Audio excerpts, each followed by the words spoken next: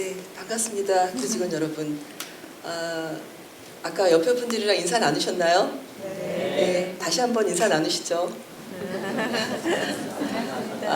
여기 오신 분들은 긴 연휴를 보내고 첫 출근하신 분도 계시고 또 출근하셔서 일하시다가 또 어제 하루 쉬고 오신 분도 계실 것 같습니다.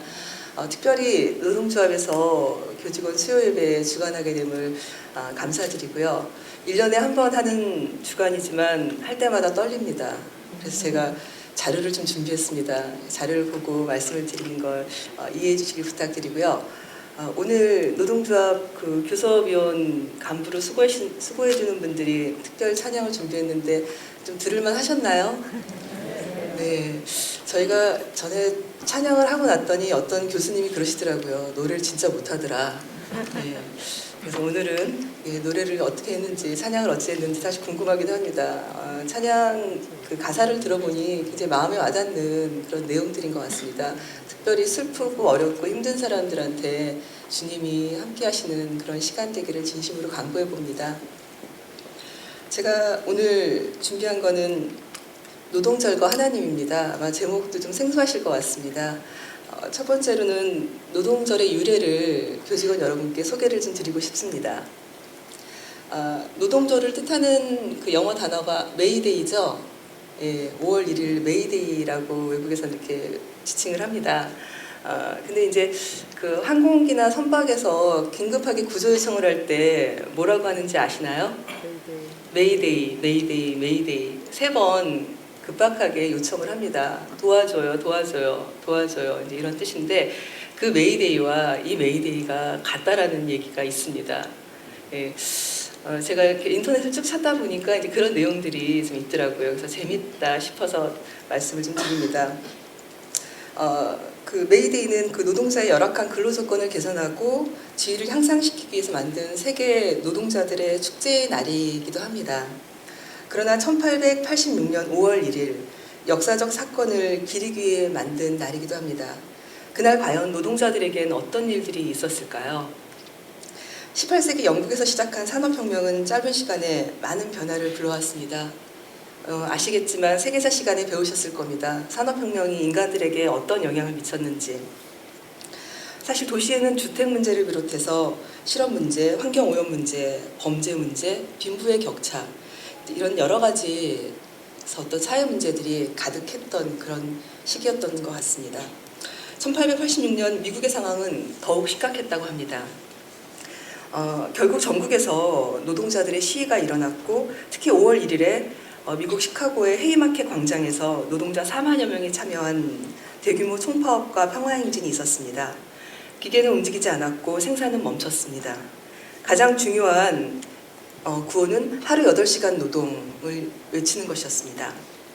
그때나 지금이나 125년 전에도 사실 굉장히 힘든 시기들인데 그때는 하루에 12시간에서 16시간 이내에 살인적인 장시간 노동이 있었으면서도 그럼에도 가난하고 고단한 삶이 가득한 그런 어려운 시기였던 것 같습니다. 그런데 뜻밖의 헤이마켓 광장에 모인 평화 시위대와 경찰 사이에 폭탄이 터졌습니다.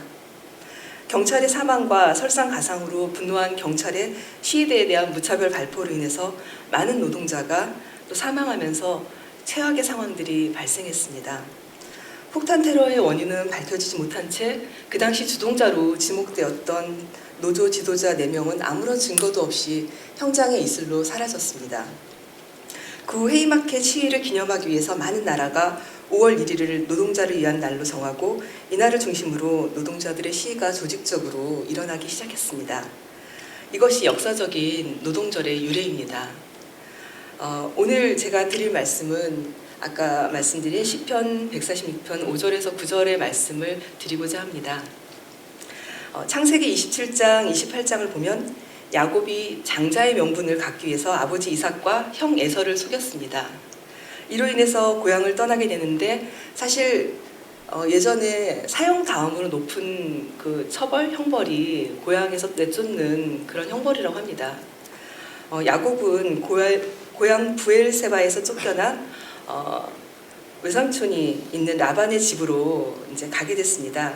그러나 외삼촌 라반이 받아줄지 안 받아줄지 사실 알지 못하는 그런 상황에서 먼 길을 혼자 떠나야 되는 그런 상황이었습니다. 그런 처량한 신세로 어디 들어가서 잘 데도 없이 이 외로운 여행을 하다 루스라는 들판에서 잠을 잘 때 바로 꿈속에서 하나님이 나타나십니다. 하늘이 열리고 사다리가 내려지고 천사들이 나타나고 하나님께서 계시하면서 말씀하시기를 야곱아 나는 내 조부 아브라함의 하나님이고 내 아버지 이삭의 하나님이다. 내가 약속하마 내 누운 땅을 내가 너와 내 자손에게 주겠다. 내가 지금 혼자 고향을 떠나지만 내 가족이 이 땅에 평안하게 살 것이다. 내가 분명히 약속하지만 내가 고향을 떠나서 혼자 먼 길을 가지만 내가 먼 길을 갔다가 다시 내 고향으로 돌아올 때까지 내가 너를 지켜주고 보호해주마. 이렇게 약속하셨습니다. 야곱은 이 약속을 받고 외삼촌 라반의 집에서 20년 동안 노동을 하게 됩니다. 임금 삭감을 당하면서도 이후에 야곱은 20년 만에 외삼촌 집을 떠날 때는 아내와 자식들과 수많은 재물을 가지고 다시 고향으로 돌아갈 수 있게 됩니다. 누가 야곱을 도왔을까요? 바로 야곱의 하나님이 하나님을 제대로 섬길 줄 아는 야곱을 일찍이 알아보시고 도와주신 거라고 생각합니다. 야곱 같은 사람도 구원하시고 야곱이 지은 죄를 용서하신다면은 하나님께서 우리가 지은 죄를 용서하고 구원해 주시지 않을까 그런 생각을 하게 됩니다. 하나님은 또 우리가 가장 어렵고 힘들 때 우리를 도와주는 전능하신 하나님이십니다. 이 부분 또한 우리들이 용기를 얻을 수 있는 부분이 아닌가 생각합니다. 하나님은 어느 누구에게나 관심이 있으십니다. 시편 146편 7절에서 9절의 말씀을 보면 하나님은 약자를 사랑하십니다. 억눌린 자를 위하여 정의로 심판하시며 줄인 자들에게 먹을 것을 주십니다. 그리고 갇힌 자들에게는 자유를 주셨습니다. 이들은 사람의 도움을 받지 못하는 자들입니다. 하나님은 이들에게 진정한 도움이 되셨고 맹인들의 눈을 여시며 비굴한 자들을 일으키시며 나그네와 고아와 과부를 붙드신다고 하셨습니다. 이러한 사람들은 한마디로 사회로부터 소외된 사람들입니다. 하나님께서는 이 소외된 사람들에게 관심을 가져주셨고 예수님께서도 이 땅에 오셔서 하신 일 가운데 한 부분도 이처럼 세상으로부터 소외된 사람들에 대한 사역이었습니다. 약자를 도우시는 하나님은 사랑과 정의의 하나님이십니다. 하나님은 장애인이나 가난하고 이주민이기 때문에 고통당하는 자를 도우셨습니다. 그리고 고통당하는 자를 불쌍히 여기는 사랑의 하나님이신 걸 본문을 통해서 알 수 있습니다. 이렇게 본문을 보듯 소외된 이들을 위한 사랑의 하나님이 현재를 사는 우리들에게 깊은 울림을 주셨습니다. 우리는 과연 어떻게 살아야 될까요? 사회 양극화는 갈수록 심각해지고 정규직의 권리를 빼서 비정규직에게 줘야 한다는 장글에 살리기에 왜곡된 광고들을 보며 답답함을 느낍니다. 그러나 누구의 책임이라고 돌리기엔 우리 사회를 제대로 돌아가게 할 해결책이 아닌 것 같습니다. 우리 주변에 어렵고 가난하고 슬픈 사람들에게 손을 내밀어주는 것이 진정한 사회통합이며 하나님의 말씀을 실천해내는 크리스천의 자랑스러운 역할이라고 생각이 됩니다. 오늘 이 자리 125주년 노동절을 맞아 여전히 어려운 분들을 위해 하나님의 사랑을 실천해내고자 저는 제안을 하고 싶습니다. 스웨덴이나 핀란드 같은 잘 사는 북유럽 3인주의 사회는 훌륭한 복지제도를 갖고 있어 우리나라처럼 노후에 대한 걱정을 하지 않는 것 같습니다. 이번 공무원 연금 개혁에 공무원과 교직원들이 우려하며 저항하는 이유가 바로 이 지점이기도 합니다. 42%라는 고율의 세금을 내는 스웨덴과 26%의 세금을 내는 우리나라의 복지는 엄연히 차이가 존재할 수밖에 없습니다.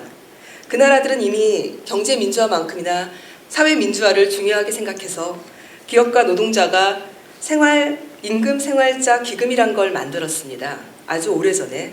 그래서 기업 간 임금 격차를 해소했고 산업 경쟁력을 증진시켰고 또 공공복지를 증대시키는 큰 성과를 내었다고 합니다.